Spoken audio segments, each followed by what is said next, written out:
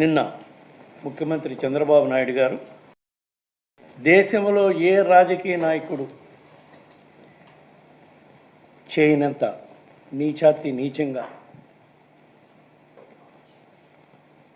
మాట్లాడారు. అది సాక్షాత్తు ప్రపంచవ్యాప్తంగా భక్తుల మనోభావాలకి భంగం కలిగే విధంగా మాట్లాడాడు. అది తెలిసిన వెంటనే నేను గత ప్రభుత్వంలో టీటీడీ చైర్మన్గా 4 సంవత్సరాలు ఉన్న ఆ బాధ్యతలో ఉన్నప్పుడు మేము చేసిన కార్యక్రమాల వల్ల భక్తుల మనోభావాలు కాపాడుకుంటూ వచ్చాం కాబట్టి దానికి ఇమీడియట్గా నేను రియాక్ట్ అయ్యి ఒకటే చెప్పడం జరిగింది. నేనెట్లా హిందువైండు వెంకటేశ్వర స్వామిని కలియుగ ప్రత్యక్ష దైవంగా భావిస్తూ పూజిస్తాను.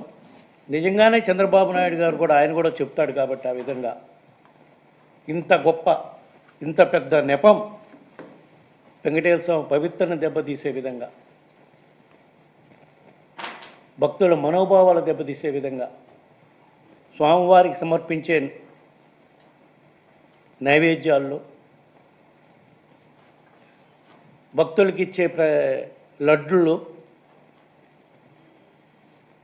ఆ మాట అంటానికే ఒళ్ళు గగురుపాటు కలుగుతుంది. జంతువుల కొవ్వు వాడుతున్నామని మాట్లాడటం చూసిన తర్వాత నేను అప్పుడే చెప్పాను, ఇంతకన్నా నీచమైన ఘోరమైన కార్యక్రమం ఇంకోటి ఉండదు. నేను వెంకటేశ్వర స్వామిని నమ్ముతున్నాను, మీరు కూడా వెంకటేశ్వర స్వామి భక్తుడని చెప్తారు కాబట్టి రండి ప్రమాణం నేను చేయటానికి సిద్ధంగా ఉన్నా. వెంకటేశ్వర స్వామి పాదాల చెంత ప్రమాణం చేస్తాను. నేను నా కుటుంబంతో సహా వచ్చేస్తాను. మా పాలనలో ఎటువంటి చంద్రబాబు నాయుడు గారు ఆరోపణ చేసినట్టు ఎటువంటి అక్రమాలు నీచమైన కార్యక్రమాలు జరగలేదు. మీరు ఏదైతే నింద మోపారో మీరు దానికి కట్టుబడిన పని అయితే రండి ప్రమాణం చేసి చెప్పండి. లేదా మీరు భక్తుల మనోభావాలు దెబ్బతినే విధంగా చేసిన దానికి మేము చట్టపరంగా న్యాయపరంగా ఏం చర్యలు తీసుకోవాలో ఆ కార్యక్రమం చేస్తాం.